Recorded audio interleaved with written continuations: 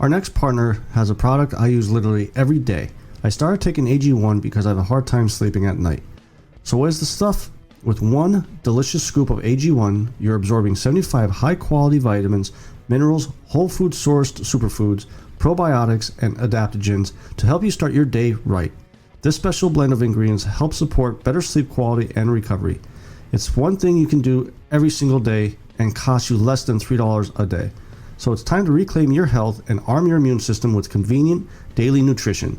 It's just one scoop in a cup of water every day. That's it. To make it easy, Athletic Greens is going to give you a free 1-year supply of immune-supporting vitamin D and 5 free travel packs with your first purchase. All you have to do is visit athleticgreens.com/emerging. Again, that is athleticgreens.com/emerging to take ownership over your health and pick up the ultimate daily nutritional insurance.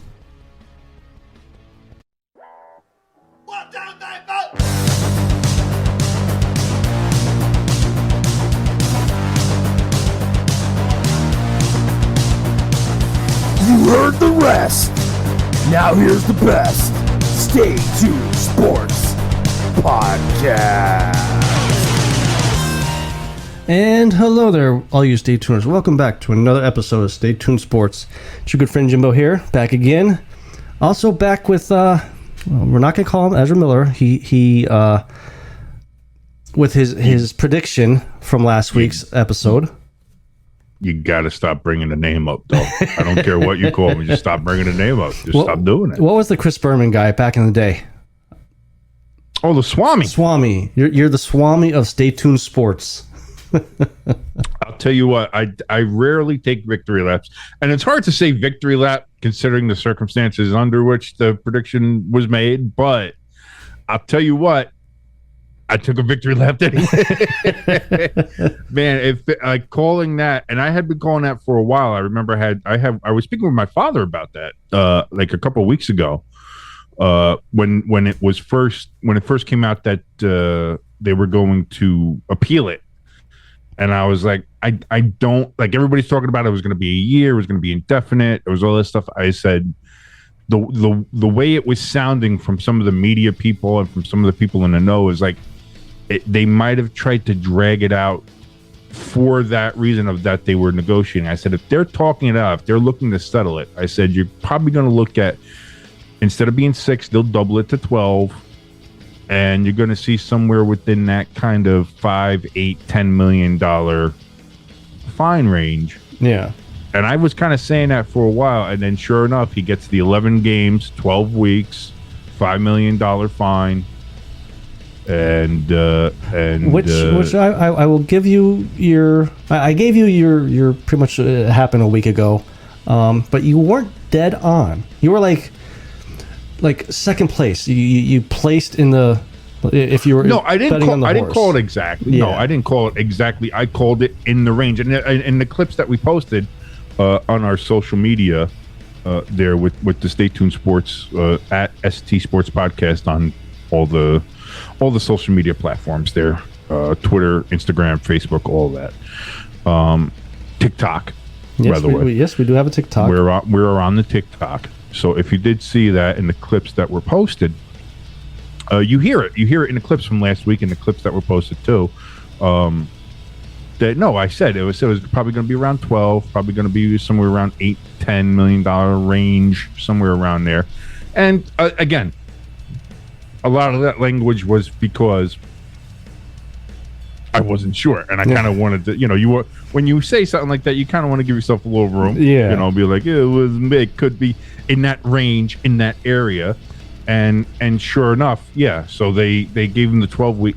I'll take the 12 weeks, 11 games still as I'm taking that as a victory. I don't care that I got that right. Yeah, no. I think I was closer than most. Because I think most people thought it was going to be a year no matter what, whether it went to the full arbitrary, to the decision by the former New Jersey Attorney General, or if it was a settlement. I think a lot of people thought it was going to be a year anyway. I was like, if they're negotiating, if it's going to be a settlement, it's not going to be for the year. Yeah, when I saw it was being discussed, I was like, all right, year's off the table.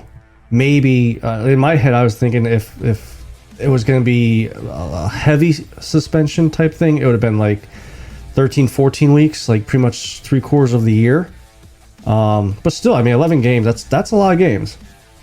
11 games is a lot of games. I'll say this, though. We saw a couple years ago with Jacoby Brissett. He is a capable backup. Yes. He's a capable quarterback. And Cleveland has two things in their favor, which is a tremendous running game. Yes. That we know of with their two running backs, even though one kind of says he doesn't want to be there, and their defense. Yeah.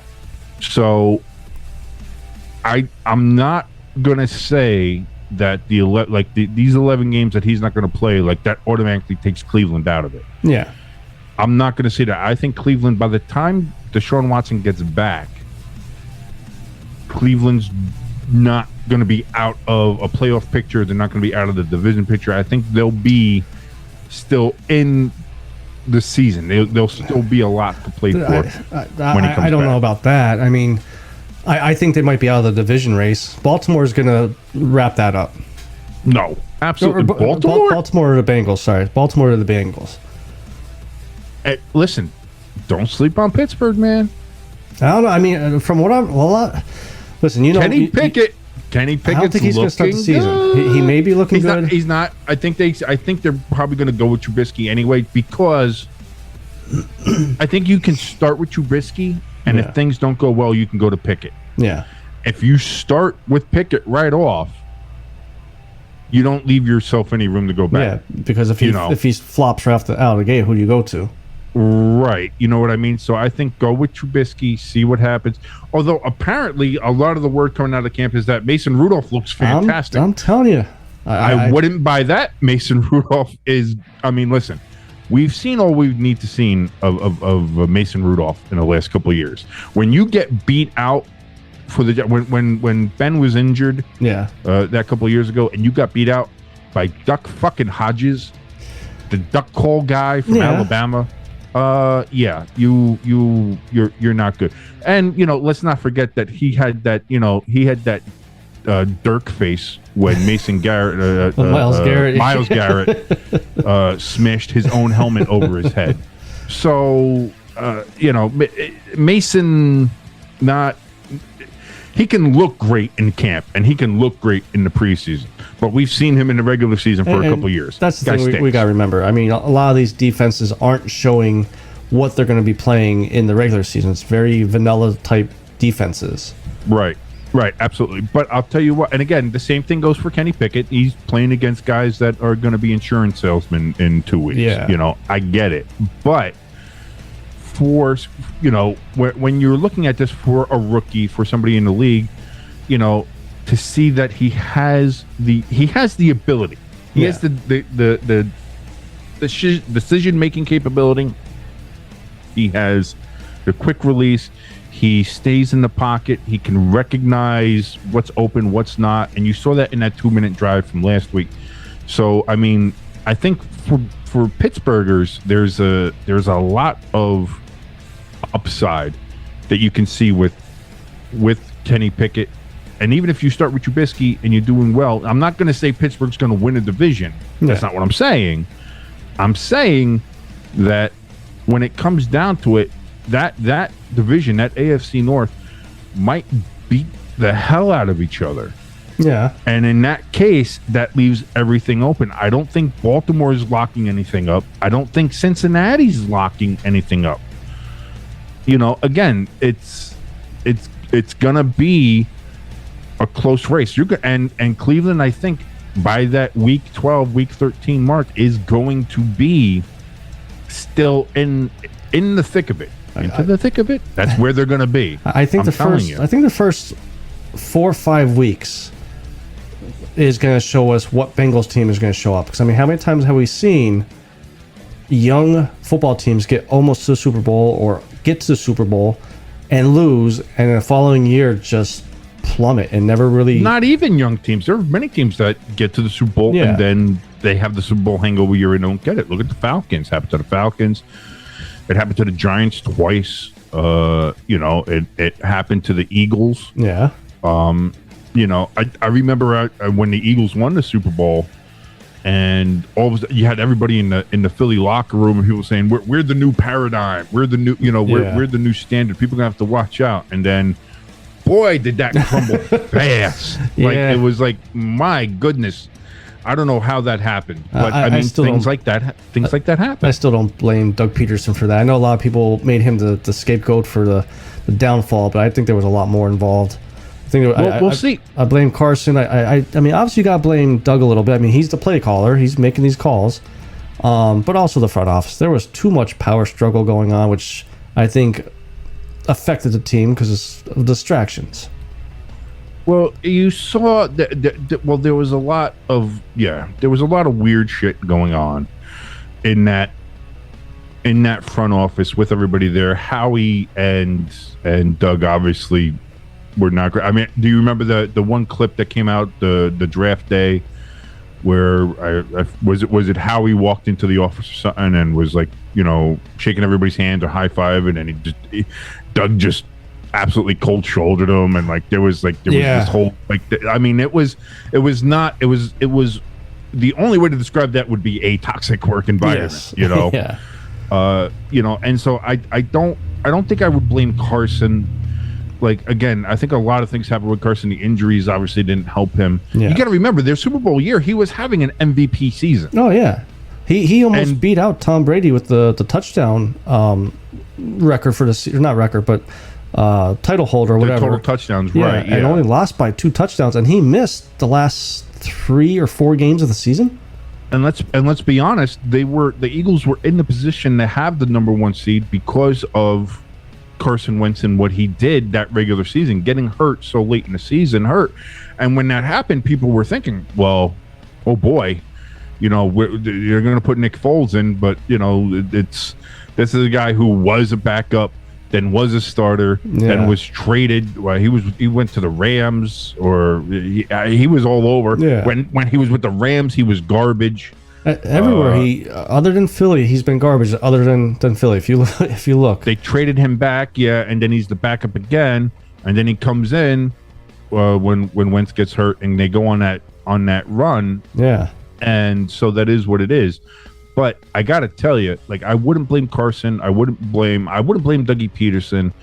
There was a lot of factors there in Philadelphia, and we'll see what happens with Dougie in Jacksonville, and see if he can rebound, if he's still as good as a coach as we all think he could be or might be, or if he stinks. Well, I think we're going to see. I think he'll have some leeway as long as he doesn't go around kicking kickers, or fingering college girls in steakhouses, whiskey bars. Kind of getting back to the Cleveland situation with Deshaun being suspended. So this past Tuesday, I believe, was one of the, if not the last cut down. I think it's the second to last cut down. Yes, I think they cut it down to 80 or something. Yeah. Yeah. So now Jimmy G is still with the 49ers. And I read somewhere that the 49ers, if he's on the roster in the next 8 days, 49ers have to pay his yearly salary. Right. Do the Browns make a play for him? Or do they wait a couple games, see how the rest of the division does, see how their team does, and then make a play for him?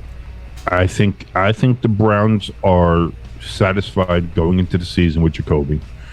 I don't think they want to pay any more money out to another quarterback. Yeah, that's true. Because you got to remember, they're still paying Baker's salary.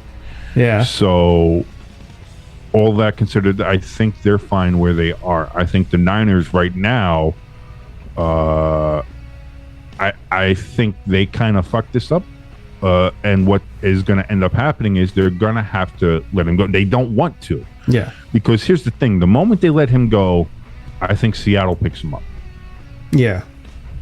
Now, whether or not he wants to go to Seattle, that's a question. Seattle looks horrendous. Yeah, there's rebuild mode, and then there's Seattle rebuild mode. When the Bears are the Bears are the Bears. The Bears are not a great team. Yeah. And when the Bears embarrass you in preseason, there's something wrong. Yeah. And there is something wrong in Seattle. So if they do release Jimmy G, there's no guarantee he goes to Seattle. But I think that's what Seattle's waiting for. Because San Francisco's obviously not going to trade him in division. And they don't want to end up having to pay him for the year. So, like, I don't know what you do here. See, in situations like this, I don't understand. Like, okay, he's going to get released, okay? You're telling me... Now, I don't think Jimmy G is the greatest quarterback out there, but I think he's serviceable. I think he could get a 6th or a 7th round draft pick. Oh, you can get more than that for Jimmy.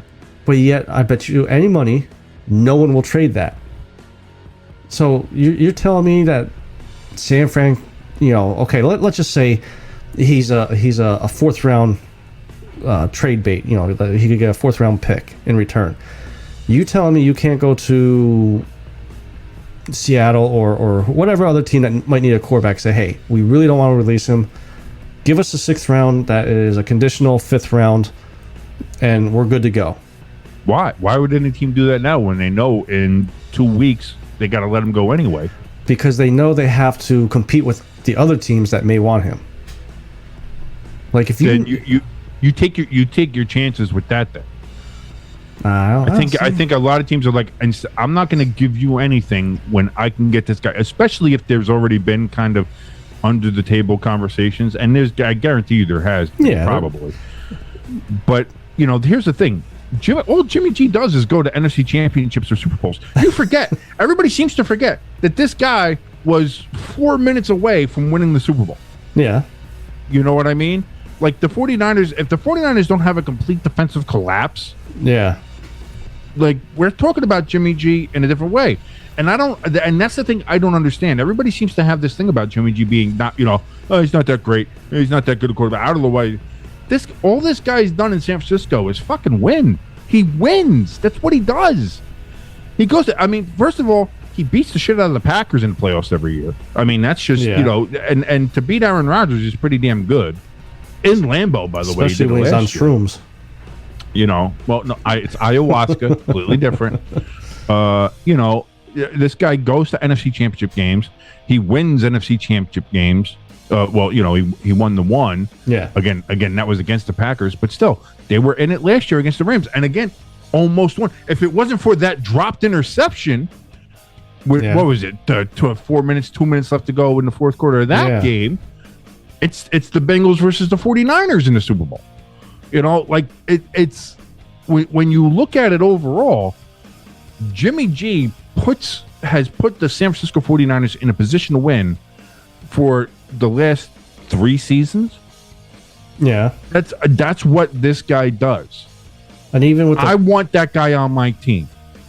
So again, right there. So you think Seattle wants Jimmy G. Sounds like the Giants aren't too impressed with Jones throughout the preseason here. Why don't they make a play for him? Money, I think, is one, because the Giants are right up on the cap. Gettleman fucked them. Okay. So tremendously. The Giants have a lot of work to do to fix the mess that guy left. And then the other thing that you keep on bringing up is, why doesn't Seattle try? Because listen, I think Seattle could offer San Francisco the world, and San Francisco's not going to do it because they're Seattle. They're in division. They're a rival. They're not going to tell their fan base, we're going to take this quarterback that we're moving on from, and everybody knows that, but who has brought us successes in these last couple seasons that we haven't seen in a long time here in San Francisco. We're going to take him and we're going to trade him. Because here's the other thing, too. If you do trade him to Seattle and then all of a sudden Seattle somehow, by some miracle, gets better, goes to the playoffs, beats your team. Yeah. You're going to have a hard time living that down if Jimmy G comes to San Francisco in a Seahawks helmet and thumps your team and thumps Trey Lance. You can't have that. So they're not, that's what I mean. San Francisco is in a rock and a hard place because They want to get rid of him. They don't want to eat the salary, and they don't want to release him. But they're also not going to trade him in division.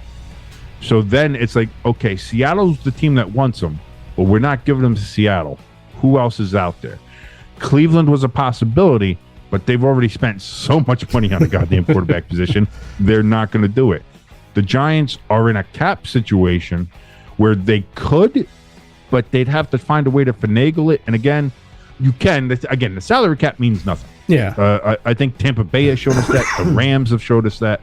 A salary cap means nothing. If you have a smart enough mathematician on your staff, yeah, you can do whatever you want. You can push money around and play a shell game with it and be fine. How many times have we seen trades where once they get traded to a team, the contract got reconstructed, so there's less money for the first year and it's all backloaded? Well, look at the Saints. When the Saints were going into this financial season, the Saints were something like, I think, $72 million over the cap. Yeah. And then by the time the draft came, they were something like, I think, $60 million under the cap or something. It was like, yeah. What the? How the fuck did that happen? And you don't. It's if you're able to go ahead and work the system, you can work the system. And I think teams are picked up on that, are doing that. Tampa Bay, I think, is one of the best examples of that. Yeah. Where they keep on just reloading and reloading and reloading for Tom every year. So I mean, things can happen. When it comes to Jimmy, though, I don't know where he ends up. I think wherever he ends up, it automatically, in my mind, I'm saying this right now, I love Jimmy. Okay. And I think wherever he goes, he automatically makes that team a better team and a team that you now have to look out for. Is that Seattle? I mean, if it is Seattle, I don't think Seattle makes the playoffs with or without him. But I can't see him wanting to go to Seattle in their condition. Yeah. Seattle's in a bad spot, man. He's got to be close to 30. He's probably, what, 28, 27, 28 I think years old? He's over 30, I think. Really? Well, yeah, because I mean, he started with the Patriots, came in with the Patriots when Brady got hurt, and that was that was probably about 5 years ago, 6 years ago, maybe. Yeah, so he's probably over 30. Let's see here. No, he's right on the dot. He is 30 years old. So, I mean, this is the top of the hill for him. You know, how many times, other than Brady? I mean, Brady's just a different beast. But once you hit 30, in any of the positions, we start to see the decline start to happen. But we're seeing that change, especially with since, Tom Brady is one of the biggest reasons, TB12 system and all that. And let's not forget that Garoppolo spent his first couple years in New England with Tom Brady under there. No matter how much you want to say there might have been a rivalry between them or that whether they like each other or not, I think clearly Garoppolo has learned a lot from Brady. And I think probably one of the things that anybody who's ever played with Brady has learned is nutrition, how to take care of your body, how to prepare yourself and prepare your body. And that's why Tom Brady's 45 years old and still, he had the best statistical season of his career last year at 44 years old. Yeah. Which is insane to think about. And Garoppolo being only 30 years old, if he's going to do that, like if he takes care of himself, takes care of his body, prepares himself, which if you look at the guy, you got to think he does, he's got that swarthy Italian look to him, Yeah. He's still, if he wasn't playing football, he'd be some male model out on the Alfie coast or something. But that's, if that's what he's going to do, you can get a top quality quarterback for the next 5 to 7 years. I mean, that's something you got to look at as well. Yeah. So I think by far, I think Seattle's interested. I think clearly the Giants are interested. And I think any other team that might have a quarterback issue, I would even put Chicago in there. Interested. No, they're all in on Justin Fields. They are all in on Justin Fields. I mean, how much more time are you going to give him? This is going to be his second year.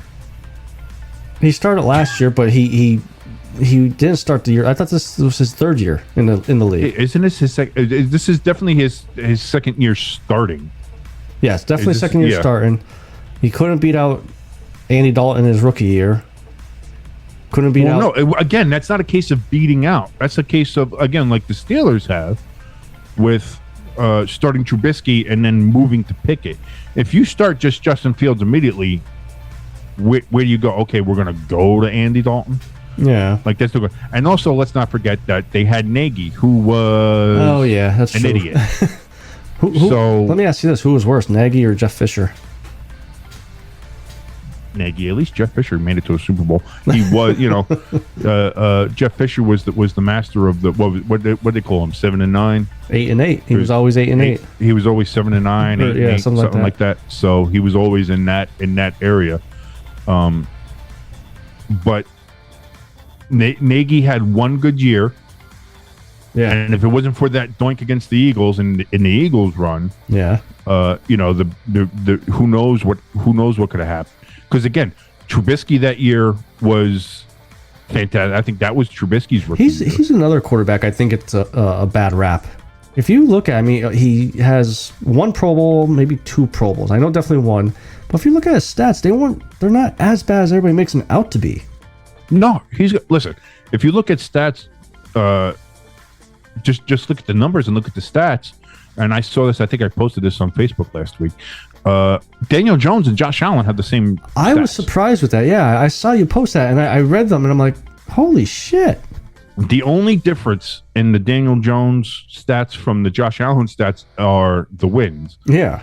But I think you can chalk that up to the fact that the Giants have no offensive line. Saquon Barkley's done jack shit, and the Giants' defense has been non-existent for the last 5 seasons. Yeah. And I think that's a Gettleman issue. I've never been one to be down on Daniel Jones. I think his problem is ball security. Yeah. Is the biggest thing with him. He fumbles too much. When he gets hit, he fumbles. Yeah. They have to work on that. And that's been something that he's had to work on for a while. Hopefully Dable's helping him with that. But otherwise, I think Daniel Jones I think he throws the ball well. I think he sees the field well. He's probably the most athletic quarterback in the NFL, and I will fight anybody on it. Who are you talking about? Lamar Jackson? Listen, Daniel Jones outruns Lamar Jackson. Until he hits the 10-yard line. Until he trips over himself. They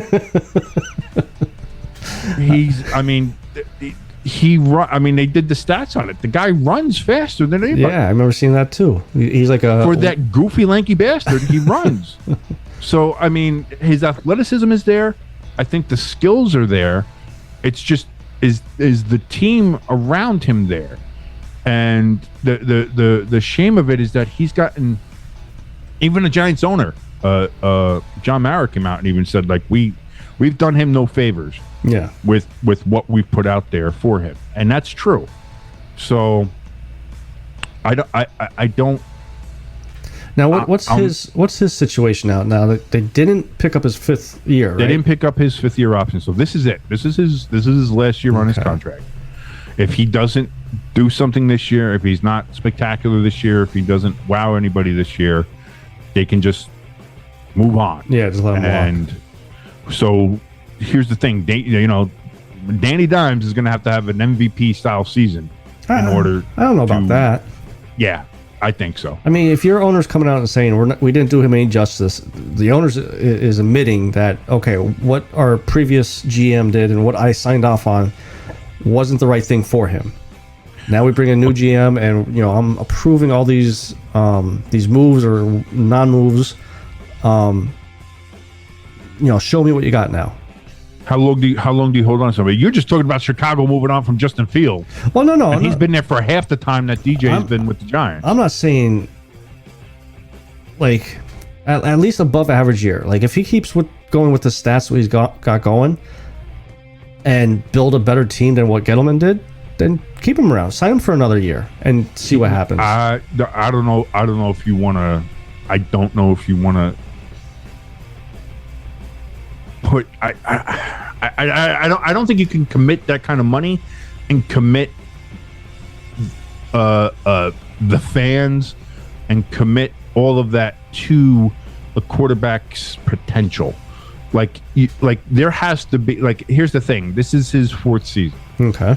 There has to be there has to be a market improvement. There has to be not a promise, not potential of getting better. There has to be like, oh shit, okay, this is the guy. Yeah, we see, like, there has to be that kind of moment for Giants fans, for people around the NFL, for everybody. Like, people are going to have to look at this and be like, wow, we didn't think we were going to see anything from the Giants this year, but holy shit, have you seen Daniel Jones? He has to have that kind of season. So whether he's MVP or not, that's a whole other question, but he has to have a season that makes everybody stop and say, okay, we were wrong. He's good. Yeah. He's good, and we think he can bring us to a title. We think he can bring us to a place. He's that kind of quarterback. That's what he has to show this year. And if he doesn't, like, the Giants don't even have anybody as a backup anyway. But this is the year where he either blows everybody away or he moves into Sam Darnold career backup territory. Yeah. And that's the shame of it, but it is what it is. Kind of talking about Danny Jones improving and stuff like that.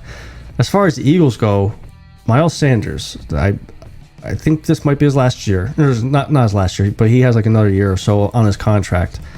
There's been rumors floating around about Kareem Hunt possibly coming to Philly. Kareem Hunt came out and said that Philly is definitely one team that he would like to play for. As an outsider, Miles Sanders is a very good running back, but like Saquon Barkley, can't stay healthy. Saquon Barkley? Who the hell is that? I always thought that's how you said his name. Saquon. Saquon? Saquon. I'll just stick with Saquon. Barkley. Well, no, because then we don't know if you're talking about Saquon or Charles. It's terrible. It's just terrible. I've seen some mock trades out there. Philly getting Kareem Hunt for Andre Dillard and a second round pick. And another one I saw, the recent one, was Miles Sanders and a second round pick goes to Cleveland for Kareem Hunt. I would not give a second round pick. I would do a straight up Miles Sanders for Kareem Hunt. If you're not getting him, I don't think the second end Miles is going to get him. See, here's my issue. See, I don't know. Cleveland doesn't have to get rid of him. Yeah. But, I'm just thinking, Kareem Hunt, he's a good running back, but he's not an elite running back. So that second-round pick right there would kind of show me that they're expecting they think he's an elite running back. Miles Sanders, yes, he can't stay healthy, but he's a very good running back. And if you put him with Nick Chubb's, he doesn't have to do the 15, 20 touches a game. So they could save his wear and tear, if you want to call it that. I think Cleveland is gonna do what they can. They're gonna talk to him and they're gonna try to get him to stay, especially with Chubb there too, because Chubb's his boy. And that backfield of having Chubb and Hunt is, that's weapons that you don't want to give up. Like that's a 1-2 punch. Yeah, that makes Cleveland dangerous. Where everybody talks about having a passing game and receivers being dangerous, having those two in the background, in the backfield, makes Cleveland a dangerous team. Yeah, and you don't want to give that up, especially with Brissett as your quarterback. You need players around him to take some of that pressure off. And as we just saw in the NBA, and honestly, it's easier in the NFL to deny it than it has been in the NBA. But it's good to see, where Kevin Durant was like, "I want to have a trade me." And in the NBA, when a player does that, usually they get the trade because the players have pretty much all the power of the NBA. Yeah. Except this time, the guy still has a 4-year contract with the Nets, and the Nets said no. Yeah. and their asking price for him was so high that they finally sat down and were like, "Hey, listen, how about instead of just telling us you want us to fire the GM and the coach, how about you just come and play with us?" And he's like, "All right, fine, I'll go play." At the end of the day, they can tell Kareem Hunt, "Hey, listen, I know you want to have a trade. I know you want to do all this kind of stuff, and I don't know why. Is it because of the Deshaun stuff? I don't know. Considering where you came from and the things that you were dealing with, I figured you'd all be about, maybe rehabilitation and second chances and all that kind of nonsense. So I don't know what his reason for wanting to get traded for is. He wants a new contract, and that brings another question to me that I want to ask you. We've seen it happen with Deebo Samuel over the offseason. All these players that ask for trades or demand new contracts with 2-3 years left on a contract, do you think that's like total bullshit? That they should be asking, like, say they sign a 4-year contract, a year later, I want a new contract. No, I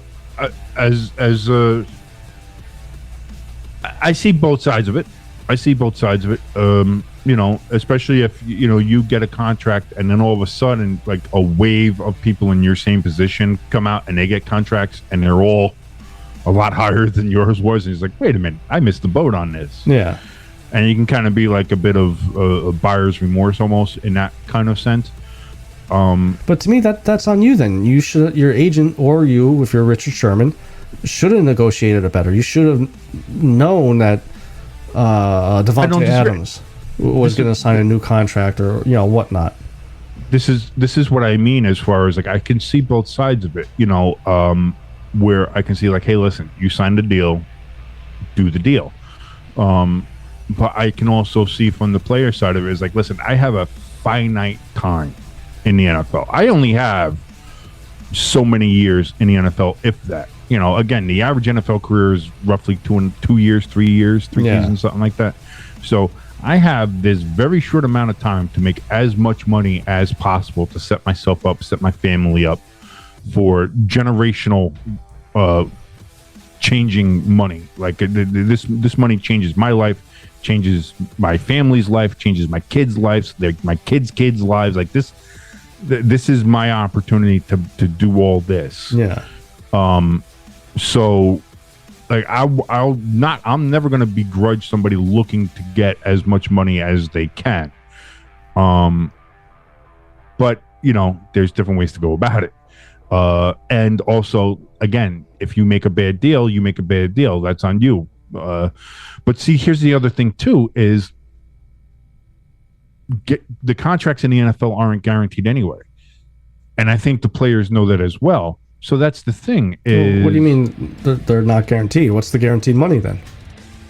You can get a bonus. You can get the signing bonus. You can get so much guaranteed in there.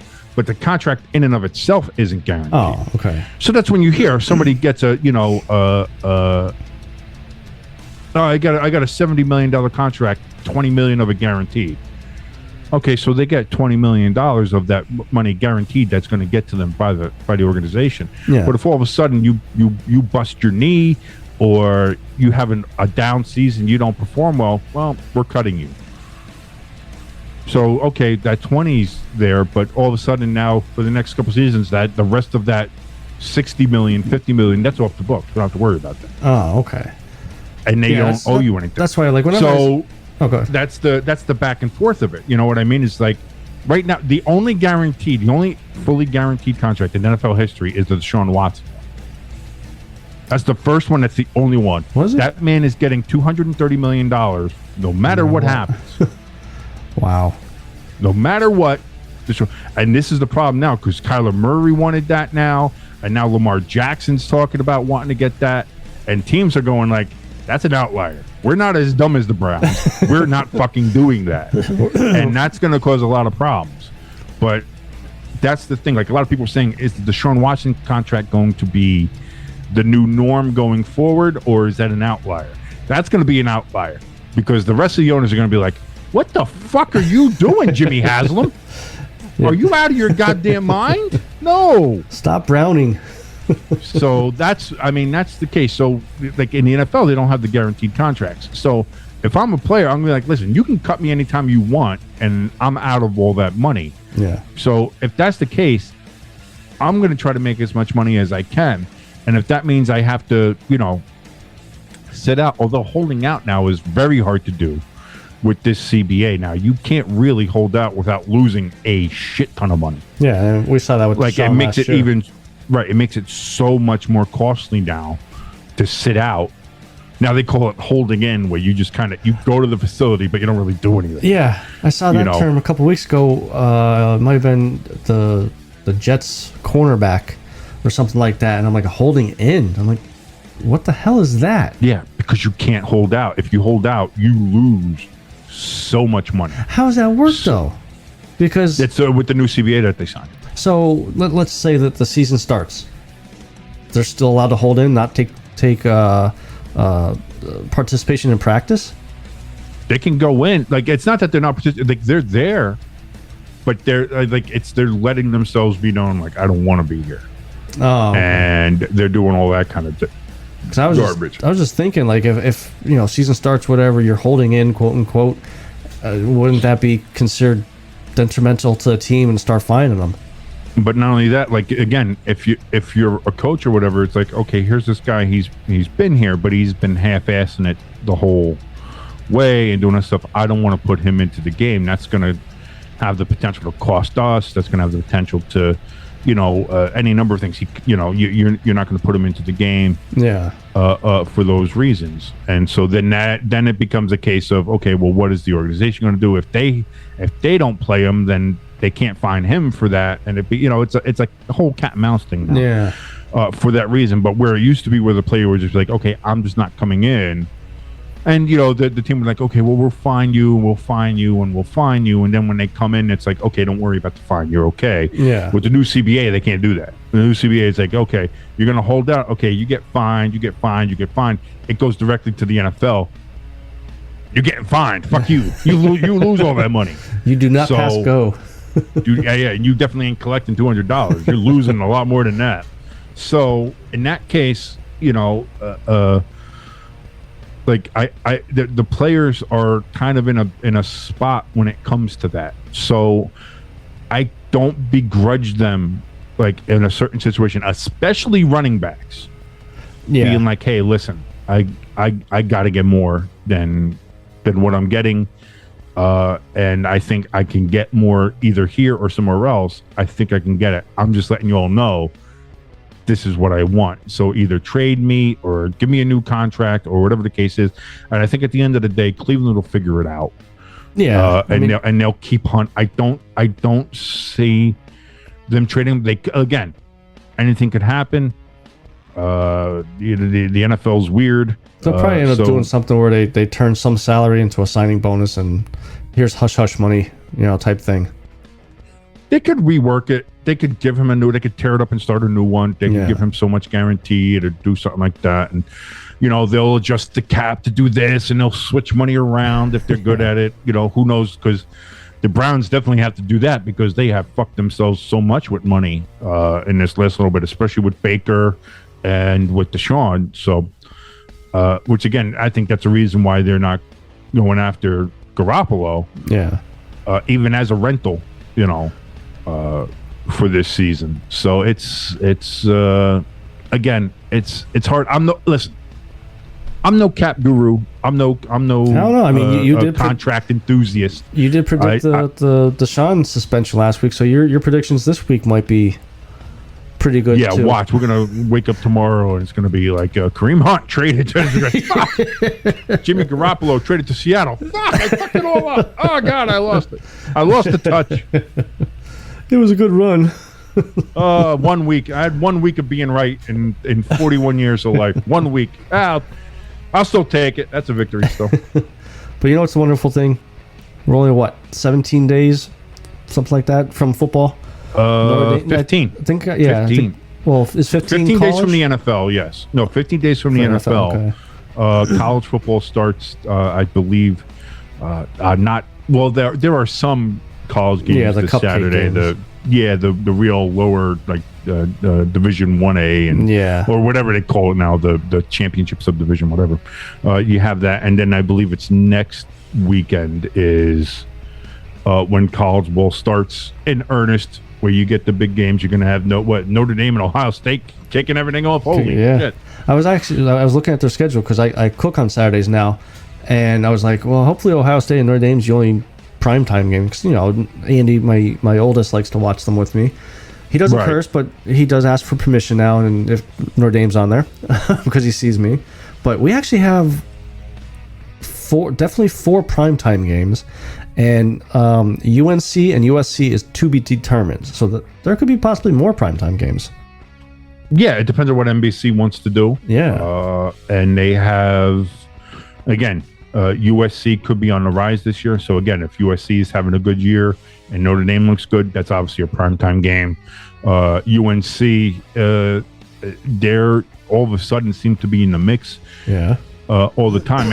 And that seems to be a recent thing. UNC never struck me as a football power. Yeah. But all of a sudden, in the last 5 years or so, UNC is being talked about. And now with all the realignment stuff, like people are talking about, like, if the SEC wants to poach teams from the ACC, potentially who could it be after the grants of rights, if they have to pay and do all that kind of stuff, blah, blah, blah, whatever. Like Clemson obviously is number one. And then you'd figured like Florida State or Miami would be number two. And a lot of people saying like, no, actually, it would probably be North Carolina. And that always struck me as odd. It's like, why would it would be like Clemson and North Carolina and then Florida State and Miami. Yeah. Like, wow, that's kind of odd, but apparently it has something to do with, like, you know, whether the market share or, you know, grabbing, you know, you can grab an entire state, I guess, at that point. As doing that. But then the question becomes, then it goes into basketball too, because then do you take UNC away from Duke? Does UNC like, hey, listen, we'll come, but you got to bring Duke with you, you know, because as much as Duke is garbage in football, as much as I love Daniel Jones, as bad as Duke is in football, Duke in North Carolina basketball brings in a shit ton of money. It does, but take a step back here. Duke's not that bad at football. They broke the top 25, 2 years ago? Yeah. And the last time they did that was 60 years before that? Baby steps. Baby steps. Oh. Like, again, Duke, they've had the one or two good years, I think, in the last 6 or 7. And the time that we've known each other, the time that we've been friends now, which is 10 years now, we saw Duke in the ACC championship game once. Yeah. Where they were up and should have won and didn't. And then they were in a bowl game, again, where they were up and should have won and then lost it and blew the whole game in the fourth quarter. Yeah. And then outside of that, like, again, Duke last year was bad. Yeah. And I root for them because I root for Duke football now because you do. I root for them because of NCAA football games. Because of a video game, yeah. Which, by the way, is coming back next year, so that's cool. I already I told the wife, I said, I'm telling you right now, I'm taking the whole month off. She's like, why? I'm like, you have never seen me with NCAA football. She's like, are you guys nuts with hockey? I'm like G-rated on hockey when it comes to this football shit. You know, which is funny because I always rooted for Duke basketball growing up because I'm from Jersey and we had Bobby Hurley. And Bobby Hurley went to Duke, so it was like, okay, we're Duke fans, you know. Little did I know how much everybody hates Duke, but I was like, I don't give. I'm from Jersey. I'm used to people hating me. I don't give a shit, you know. You damn drivers don't know how to drive. No, we're the only people who know how to fucking drive. You PA drivers don't know shit. And let's not talk about the New York drivers, or even worse, the Connecticut drivers. Connecticut people should never be allowed on the road, ever. Connecticut is the fucking worst. If you're listening to us and you're from Connecticut, get off the fucking road. You don't belong there. Well, there goes our demographic listeners. Yes, our rich Connecticut. You know, so let me go ahead and tune into Stay Tuned Sports today. Oh my word, they're talking about our driving ability. That's how I picture everybody in Connecticut anyway. It's probably just total opposite. Oh no, it's fairly accurate. Oh wait, Connecticut, that's where WWE is, right? Yeah, Stanford. So a lot of them are doing the Vince McMahon walk up there then, I guess. When it comes to driving to Connecticut, you got no chance. No chance in hell. He had no chance in hell keeping those women quiet too. Oh boy. A lot of, well, you know, listen. It's people do dumb stuff in order to hide affairs. Sometimes you give up $12 million. You know, I'm getting a kick out of like it's almost like. Well, it's slowed down now, but I think it was like 2 weeks ago. Another one came out that they found more money. Like, how does the department doesn't find it? Because what I think it was in the first accounts were like he spent like $3 million or something in payments to like 4 girls, something like that, in which he was having an affair with. Everybody tried to say it was like, oh, he's raping girls and doing this. Well, that's how I took it when it first came out. But as it came out, I was like, no, just affair. Like even Chris Jericho even said, he goes, he was just a man that did bad things, like, and not bad like rape things, but bad like should have cheated on your wife things. But not only that, did any of us ever think that Vince McMahon was a morally good person? Like, can we be honest with this? Like, he's Vince fucking McMahon. Yeah. Like he was never great. I think there was one story. It's an uncorroborated story that people try to say might be about him. One of the wrestlers said that they were going to get a push, and then they were like propositioned.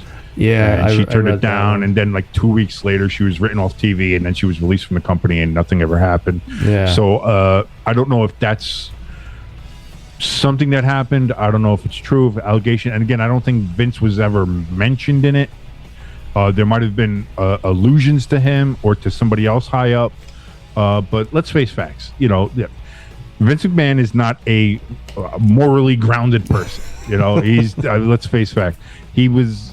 He's a steroided up. He's 77 now, and he's still jacked to all shit. Yeah, you know, and he's been that way for 40 years in a locker room that is full of muscled up, greased up dudes and women in their peak physical forms. Like, there's a lot of bad things happening in the locker rooms of the wrestling, not just WWE, any wrestling everywhere. Right? Yeah. Is just not. I mean, it's not. It's it's Caligula type shit. You know. So it is what it is. And I'll tell you what though, WWE is looking as a wrestling. Not to go off into wrestling here. We're not going to do that. I'm just saying quickly. Just a quick aside. As a wrestling fan, if somebody does still watch wrestling, the product has gotten better since Vince. Triple H has been doing a great job taking over creative. So, I'll tell you what. Maybe the next pay-per-view we might have to talk about it after the pay-per-view, because I watched SummerSlam and I was impressed. And it was years since I've watched wrestling. That was Triple H's first show where he was in charge, and it was good. It was a good show. And yeah, Raw and SmackDown are both markedly improved when it comes to storytelling and just in the presentation of the product. So yeah, I mean, it was time for him to move on anyway. Yeah, you know, you're 77, enough of banging the 20-year-olds there, Vince. You know, leave that to Triple H now. Oh boy! So one last topic before we go, I want to bring up. So this past weekend, UFC, Kamaru Usman versus Leon Edwards. I'm sorry I missed that fight, but dude, then again, I thought he was dead. I didn't have the sound on because I was playing hockey or something, and my TV wouldn't have the sound or something. And I just happened to pick my head up at the right time. I've never seen someone drop so quick, like a sack of potatoes like that. And on top of that, there's actually two things I want to ask you. So when he got knocked out, Kamaru Usman got knocked out, he had his daughter there. I would say she was around the 11, 12-year-old age, okay? Witnessed that. Witnessed her father just drop like that. Conor McGregor, as much of an asshole he is, all the shit he does, commented on that and said, that's why I never bring my kids to my fights, because that's very traumatizing. If you were a UFC fighter in a situation like that, would you ever bring your kids to your fights? Good question. Granted, from what I understand, reading through either the tweets and recaps and everything following that, when I woke up the next morning, Usman was controlling that fight. Usman had that fight. If it wasn't for that one kick, he wins that fight. And a lot of people were actually criticizing him, saying like he could have put that fight away so many times, and he didn't because he was like toying with him. Yeah. And then it came to bite him in the ass or kick him in the head, as it were. Yeah. So, and especially with how confident that Usman is, I've seen him do a couple interviews now on Pat McAfee's show. He seems like, you know, a confident guy, and not without reason. Yeah. I mean, he was one win away from the UFC record for most consecutive wins. Yeah. And so, like, I think when you're that confident and you're that good, you think, okay, I'll bring my kid and they can watch me destroy this motherfucker. Yeah. And then we'll go out and, you know, we'll hit the nightlife of Salt Lake City. But see, I don't know, because it's been shown time and time and time again in this sport, in boxing, anything could happen. That's true. And then this is where you get in the argument, though, like, is, you know, what hubris will often come and get you. It'll bite you right in the ass. Yeah. And so was it that he was that just confident in himself and his abilities? Was he looking past him to his next opponent? Because, you know, he already dispatched this guy once. And if you're looking at, again, the way the fight was going, he was well on his way to doing it again. And it seemed like maybe he was just, he was fucking around too much. And unfortunately, he found out. Yeah. And if it's hard to say because I don't have a kid. And I've never wanted a kid because I'm a terrible person. I can't take care of myself. There's no way I can take care of another human being. You're not a terrible person. Oh, I'm just awful. I mean, you're not Charles Barkley terrible. Let's say it that way. You know, I'm the embodiment of, if you can't be a good influence, be a terrible warning. That's me. So there was no way I was ever going to have a kid. If I was a combat sport person, if I was MMA, boxing, something like that, I would probably err on the side of not bringing my kid, not for the reason of what happened, not because they might see me get knocked out or hurt or something like that, but because in order for me to be there, to be in the octagon, to be in a ring, to do that, and then to perform that way, you have to become a killer. Yeah. You have to have any distractions. Not just distractions, but you have to become a fucking savage. You have to become an absolutely different level of human. Yeah. And that's not something I think I would want my kids to see, is not somebody hurting daddy, but daddy not being there. Yeah. And this being this fucking beast, this monster that's in this cage that's ready to fucking murder this other guy for money. Like, to see that, to have your child see that and to see that side of you, I think that's probably more traumatizing than anything. Yeah, that's true. So, and maybe there's a little bit of that in what Connor was saying too, is not only having your kids see you get knocked the fuck out, but to have your kids see you switch and to be this other thing. Yeah, like a Dr. Jekyll, right, Jekyll yeah, Hyde Dr. thing. Jekyll to Mr. Hyde. Yeah, you know, like you're this completely different entity. You're this absolute monster. Yeah. That is now in there, and that, you know, that's it. Daddy's not here anymore. This is a killer. This is somebody that you see that if I had a weapon on me, I would murder this man. Yeah. You know, so I think that would be why I wouldn't bring my child there.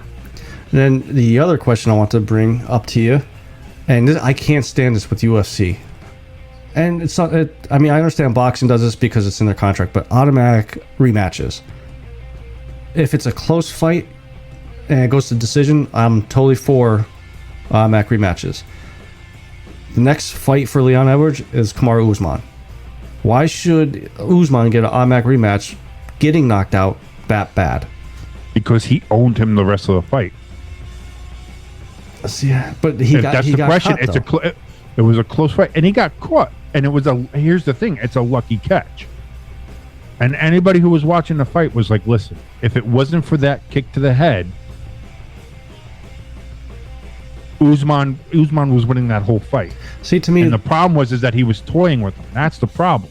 And that's what everybody's saying. So if your thing is you don't mind automatic rematches if it's a close fight, well, here you have a fight where one fighter was dominating the other one, and then this fighter got the kick to the head. Whether you want to call it luck, precision, was he waiting for his right moment, whatever the case is. Yeah, that was the other guy toying around. Did he not take him seriously? Did he let his guard down? No matter what the circumstances are, for that fight, you had one fighter that was fairly dominating the other, and then the other one gets a lucky kick in and knocks him out and is now the champion. Well, then you're like, okay, now we got to see it again. So you have one fight in which Usman beat him. Yeah. And fairly well. Then you have another fight where Usman was beating him fairly well, but then my man cracked his skull 3 ways to Sunday. See, but like, now I would be okay with them saying, Usman, okay, obviously you're going to be the number 2 guy now. You fight the number 1 guy, like number 1 ranked guy, as a title contention fight. I'd be okay with that. And when he wins, if he wins, then he goes after Edwards. Like, don't drop him, down to fight the 10th ranked guy, but give him another fight to earn that spot to fight for the belt. Not only that, this guy had the second longest winning streak in UFC history.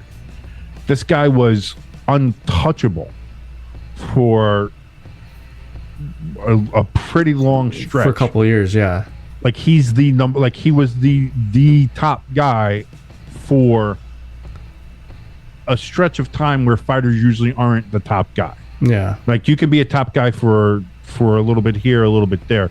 This guy had a fairly long streak. Again, I'm not big in the UFC. Yeah. I don't know it as well as you do.